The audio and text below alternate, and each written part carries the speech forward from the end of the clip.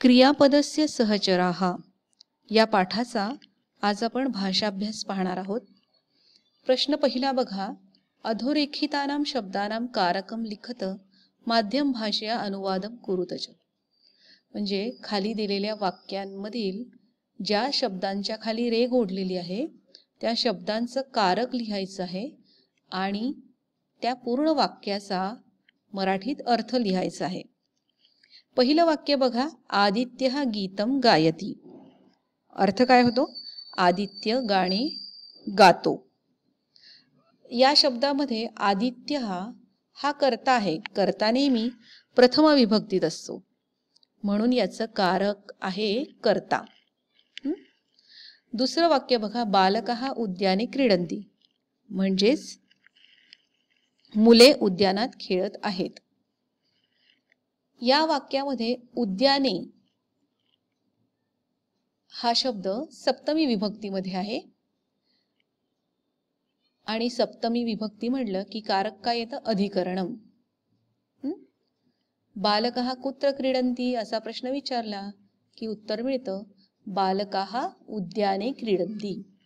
तिसरं वाक्य बघा. अहम देवम प्रणमामि. म्हणजे मी देवाला नमस्कार करते.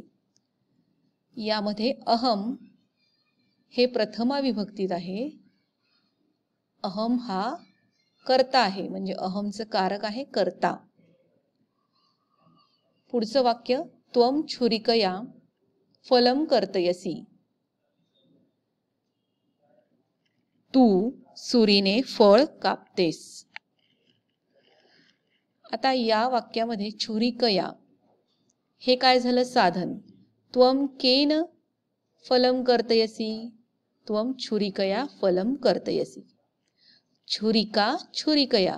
जसं माला मालया ना तसं छुरिका छुरिकया.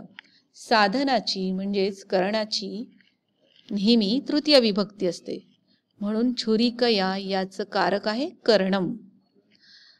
पाचवं वाक्य बघा. उल्का अवकाशात पतती. उल्का अंतराळातून पडते. अवकाशात हा शब्द पंचमी विभक्तीमध्ये आहे कारण उल्का कशापासून वेगळी होते? अवकाशातून वेगळी होते म्हणून ज्याच्यापासून वेगळी झाली त्याची पंचमी विभक्ती. आणि अवकाशात हे पंचमी विभक्तीत असल्याने अवकाशाचं कारक काय झालं? अपादानम. मुख्याध्यापकः छात्रेभ्यः पारितोषिकाणि यच्छति.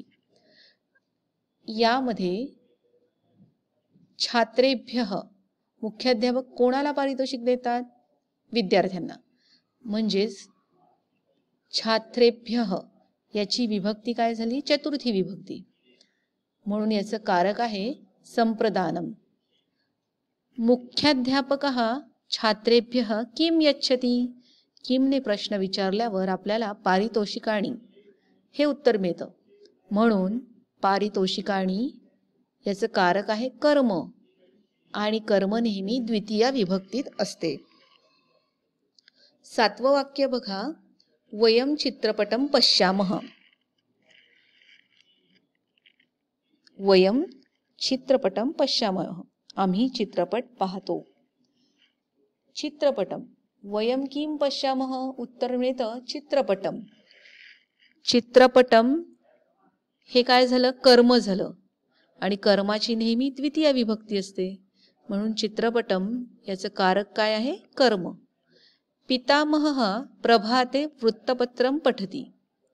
आता या वाक्यामध्ये पितामहः म्हणजे आजोबा हे आहे कर्ता. याचं कारक काय आहे? कर्ता. पितामहः कदा वृत्तपत्रम पठति. पितामहः प्रभाते वृत्तपत्रम पठति. प्रभाते ही सप्तमी विभक्ती झाली म्हणून प्रभातेचं कारक आहे अधिकरणम. पितामहः प्रभाते किम पठति असा प्रश्न जर विचारला तर आपल्याला उत्तर मिळतं वृत्तपत्रम. वृत्तपत्रम हे याचं कारक काय होईल मग? कर्म. आजोबा सकाळी वृत्तपत्र वाचतात. पुढचं वाक्य. गिर्यारोहकः शिखरात यष्टिकाभ्याम अवतरति. गिर्यारोहक शिखरावरून दोन काठ्यांच्या साह्याने खाली उतरतात. यष्टिकाभ्याम म्हणजे दोन काठ्या, दोन काठ्यांनी. यामध्ये गिर्यारोहक हा करता शिखरात, कारण शिखरातून उतरतायत ना, मग जिथून वेगळे होत आहेत त्याची पंचमी, म्हणून शिखरात. ही पंचमी विभक्ती झाली. शिखरात ही पंचमी विभक्ती आणि त्याचं कारक आहे अपादानम. यष्टिकाभ्याम कशाच्या साह्याने? यष्टिकाभ्याम. म्हणून यष्टिकाभ्याम हे साधन झालं आणि साधनाची नेहमी तृतीय विभक्ती असते. यष्टिकाभ्याम हे द्विवचन आहे. यष्टिका यष्टिकाभ्याम. म्हणून यष्टिकाभ्याम हे कर्णम आहे. यष्टिकाभ्यामचं कारक काय आहे? कर्णम. आता पुढचा प्रश्न, योग्य विभक्ती रूपम योजयत. योग्य विभक्ती रूप वापरायचं आहे. पहिला बघा, पहिला प्रश्न, युवकः वित्तकोश धनम आनयति. मग इथं कसं होईल वाक्य? युवकः वित्तकोशात धनम आनयति. वित्तकोशात ही काय झाली? पंचमी विभक्ती. कुठून आणतो युवक धन? वित्तकोशात, म्हणून इथे पंचमी विभक्ती. आपणिकः तुला धान्यम तोलयति. आपणिकः तुलया धान्यम तोलयति. तुला तुलया. तुला हे साधन झालं ना, मग साधनाची तृतीया काय होईल? तुलया. म्हणून आपणिकः तुलया धान्यम तोलयति. भ्राता भगिनी शाटिकाम यच्छति. भगिनी, भगिनीची चतुर्थी काय येईल? भगिनी भगिन्यै. भगिनी भगिन्यै. भ्राता भगिन्यै शाटिकाम यच्छति. ज्याला द्यायचं त्याची चतुर्थी विभक्ती वापरतात. पितामहः इथे काय येईल? देवम पूजयति. पितामहः किम पूजयति? पितामहः देवम पूजयति. द्वितीया विभक्ती. प्रदर्शिनी चित्राणि सन्ति. प्रदर्शिन्यां चित्राणि सन्ति. प्रदर्शिन्यां चित्राणि सन्ति. आता पुढचा प्रश्न बघा, योग्यम पर्यायम चिनुत. छात्रः श्लोकम स्मरति असं वाक्य येईल इथे. रक्षकः क्रोधेन चोरम ताडयति. क्रोध, इथे क्रोध हे काय आहे? साधन आहे.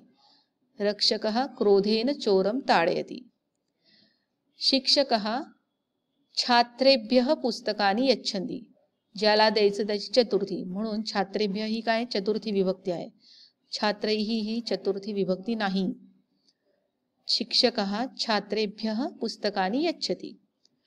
वाटिकायां जलधारा यंत्रम अस्ति. वाटिका वाटिकायां. वाटिकायां ही काय झाली? सप्तमी विभक्ती झालेली आहे. आकाशे येईल का? आकाशात येईल. कशापासून तारका वेगळ्या होतात? आकाशापासून, म्हणून पंचमी विभक्ती वापर. आकाशे ही सप्तमी विभक्ती आहे, म्हणून इथे वाक्य कसं येईल? आकाशात तारकाः पतन्ति. मंत्री महोदयः कार्यक्रमम उद्घाटयति. कार्यक्रमम द्वितीया विभक्ती. उचित विभक्ती प्रयोगेन वाक्यम रचयत. योग्य विभक्तीचा उपयोग करून वाक्य तयार करायचं आहे. इथे तुम्हाला एक आकृती दिलेली आहे आणि त्याच्यामध्ये वेगवेगळे शब्द दिलेले आहे. योग्य प्रकारे या शब्दांची विभक्ती वापरून तुम्हाला वाक्य तयार करायचं आहे. मग ते वाक्य कसं तयार होऊ शकतं? संस्कृतस्य शिक्षकः, इथे रमेशचं रमेशः होईल. रमेशः विद्यालये छात्रेभ्यः पुस्तकात